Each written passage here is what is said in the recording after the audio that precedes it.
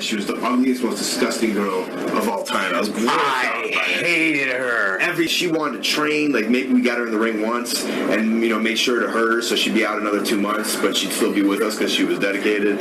Most women in the business are rats. Or maybe somebody, a bunch of other young guys would probably just try to gangbang her, and like that's the last you'd see of her. Like we tried to get blood from that stone, and we squeezed her for like everything she was worth, Alrighty, it is cancelling time. People want to take a shot at my hero. People want to take a shot at Hulk Hogan. Well, do not live in glass houses, because CM Punk, bitch, your ass is up next. Welcome back, guys, to Fog Wrestling. People want to accuse Hogan of being the worst person ever because of one word that he said a long, long time ago and apologise for.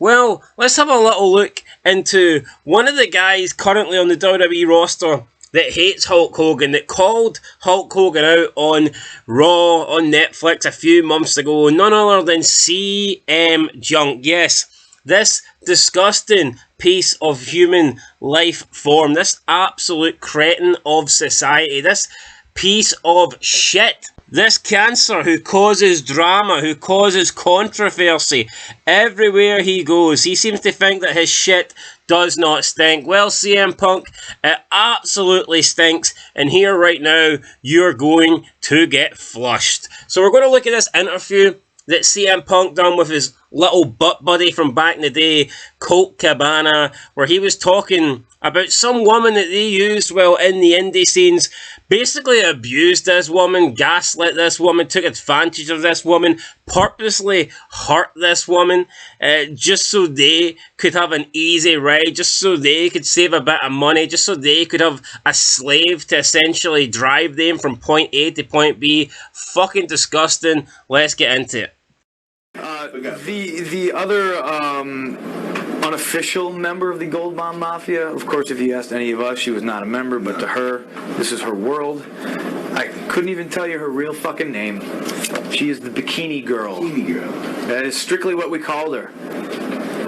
And when we first saw her, I'll be honest, me and Chucky Smooth were like, wow, this chick's totally hot, And, we'll tell the story how we eventually went, we spent years with her, and at the end, she was the ugliest, most disgusting girl of all time. I was grossed out by it. Hated her. Everything that was about her was disgusting. But now, the fact that this proved the difference between some of the young guys growing up and some of the guys, we understood the work of it, how it's a work, how it's a business, and we got this girl every single week with her family van, to drive us 300 miles every week and not putting 1 mile on our car, and us knowing that, trying to not pay for gas as much as we could. And she wanted to train, like maybe we got her in the ring once and made sure to hurt her so she'd be out another 2 months, but she'd still be with us because she was dedicated. And the point is, and this is going to sound real degrading, but like most women in the business are rats. And that's a hard fact of life that you eventually realize. And it was like she got in the business, and at the time she was like, oh, I want to be a wrestler and I want to train. I never saw her get in the ring. Right. It just never happened. And when we did get in the ring,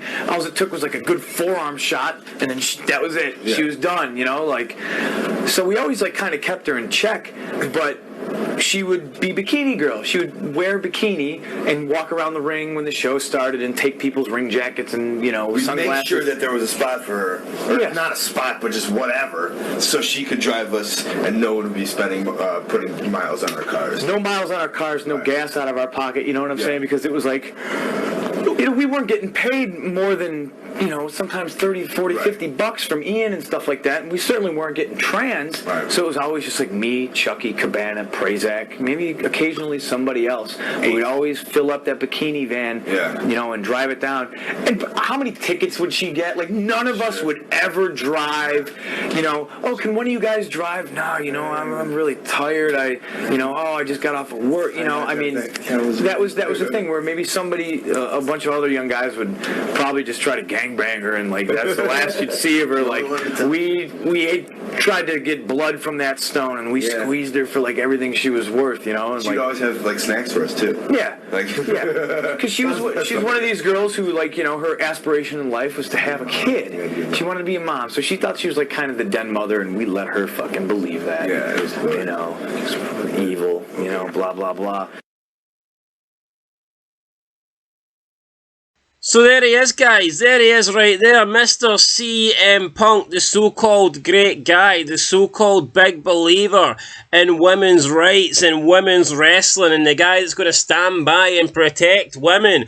Bullshit. He's the guy that sniffs around women that are young enough to be his daughter, because he is literally a sex pest, man. This guy is a fucking predator, and if you listen to the stories with the people that he's dated in the past, even the Daphne shit, when they were dating together and he was cheating on her and basically not allowing her to be in WWE. There's rumours that he got her fired from the company. And even recently he just came out and basically says, me and my wife don't work well together, so she won't be returning to the WWE. I mean, what's it got to do with him? If WWE want AJ Lee to return, then she should be allowed to do so. She didn't get into the business because of CM Punk. CM Punk didn't get AJ Lee into WWE. She got herself into WWE. Now this guy is trying to say, well, if she comes back, that means we're working together, and we don't work well together. Bullshit. He doesn't want her back because he's too busy sniffing around Roxanne Perez. But here, let's just get into this video here. What the fuck is worse, seriously? Him and Cabana bragging on video about how they took advantage of this woman, how they used this woman, how they purposely hurt this woman just so they could have basically a slave to get them around, drive them around 300 miles so that they wouldn't get in trouble with tickets, so that they wouldn't have to use their own car or pay for their own fuel. They could save a bit of money. She also got snacks.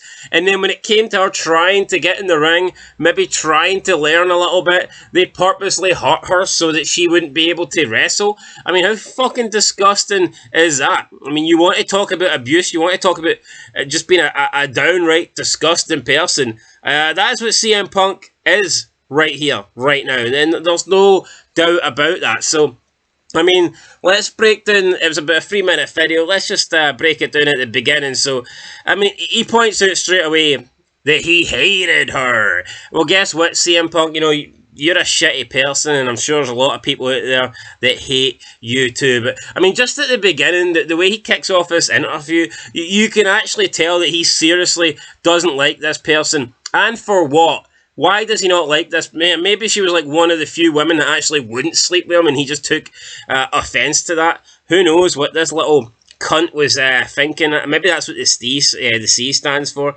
Anyway, I'll probably come up with a better name, but yeah, fuck this guy. And then you got Cabana, like just outright calling her ugly and disgusting, saying that she was a disgusting human being. I think the way they're talking about her is actually disgusting. No respect whatsoever. CM Punk says that he didn't even know her real name, and this is someone that, drove them around every weekend, 300 miles at a time, and according to Punk, she didn't even have a name. Honestly, doesn't that just seem like an actual slave? Where CM Punk is like suggesting, oh, she wasn't even a human being, she didn't even have a name, you know, we didn't even know her name. Oh, she was Bikini Girl, she was just this, you know, chick that looked good in a bikini that we took advantage of and got her to do all this shit for us. I mean, the fact that he claims he doesn't even know her name, whether he does or whether he doesn't, I mean, it's bad either way. Like, just putting like zero respect on this person and just treating them essentially like an object. Disgusting there. Then he goes on to say that most women in the business are rats. He literally said most women in the business are rats. And I mean, he must be the biggest rat of them all. How many women has he slept with in the business? But yeah, just a disgusting thing to say. Honestly, I know people that like the Diva era, they get called out and, well, we get a bad name because we prefer Trish, we prefer Tori, we prefer Stacey. I don't recall us ever referring to those women as rats. We've only ever treated them with respect. God forbid we actually prefer to have like feminine women when we watch wrestling, and we prefer the diva era over the more serious I want to wrestle like a man era. But never would I ever describe Trish Stratus as a rat. I think Trish Stratus is a great wrestler. I think she's the number one female of all time. To just refer to her as a rat, disgusting. But CM Punk says that's pretty much every female in professional wrestling. And then you've got them just gaslighting this woman, manipulating her, getting her to believe that she's one of them, getting her to believe that she's in this clique, she's in this group. But even though you can see they clearly have zero respect for her, and they're stringing her along just because it benefits them. But, they don't give a shit about this person. They don't care about this person. All they care about is what they can gain from this person. And that is gaslight. And that makes them horrible. That makes them worse than somebody saying the N-word in private. It fucking does, guys. 100% it does. But, they've got this woman driving them, picking up tickets, buying them food, saving them money, purposely getting hurt by them. I mean, how disgusting is that? We'll move on to that in a minute. But the reason she's doing all this stuff is because she thinks she's part of the group. She thinks that they're her friends. And in reality, they're stringing her along and just using her. Absolutely disgusting behaviour for CM Punk and Colt Cabana, who's an absolute fucking jobber, by the way. And he never made it anywhere. What did Colt Cabana ever do? What did this guy ever achieve? CM Punk name-dropping him in a pipe bomb as if McMahon was wrong for not pushing Cabana. I'd push Cabana straight off a cliff. This guy fucking sucks, man. Push him out the exit door. Don't bring him back. Same for CM Punk. Just disappear. Wrestling doesn't need you. Wrestling doesn't want you. So then they talk about number 4. They used her. Just used her for travel. Used her for snacks, gas money, tickets. She picks up tickets. I'm assuming by tickets they mean she's getting pulled over. Maybe a lack of sleep. Punk mentioned that she would at times ask one of them to drive, and they would come up with a phony excuse as to, we can't, we're hurt, so you need to continue to do it. What, really? This woman is using her family fan, and she's driving around the entire country with these little bums, these little Ring of Honor jabronis. These little guys that have never done anything, never drew a dime in the wrestling business, and she's driving them around. She's paying for the gas herself. She's paying for snacks to give to these people, putting 300 miles every week on her family car because these fuckers don't want to put any miles on their own car. I mean, this is straight up grown men taking advantage of a woman, and honestly, it's crazy. If anybody not called CM Punk was doing this, man, there would be huge demand for them to get cancelled. But we know why. Yeah, he's not getting cancelled, and we'll go into that in a minute. And then finally, Colt Cabana said that they were purposely hurting her. Colt Cabana came out and he used those exact. They said that he would purposely hurt her to get her out the ring and basically be like, oh, see, you sit in the sidelines, you want to wrestle, this isn't for you. So she's doing all this shit for them just so she can try and be like one of them. And as soon as she gets in the ring, instead of these guys having a little bit of gratitude, instead of these guys, actually having a little tiny bit of respect and doing the right thing and be like, well, you're doing all this stuff for us, so you know what? We're actually going to try and teach you a little bit. We're going to show you the ropes. We're going to try and help you become a wrestler. No, instead of them doing that, what did they do?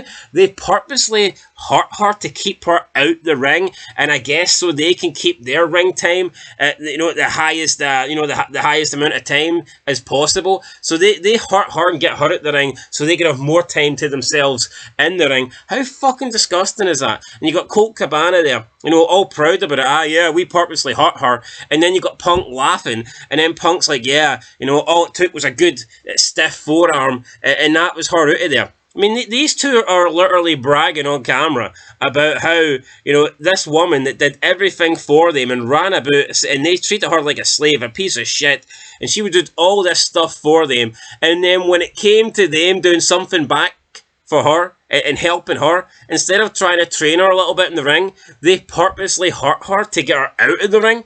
so that she wouldn't be in their way.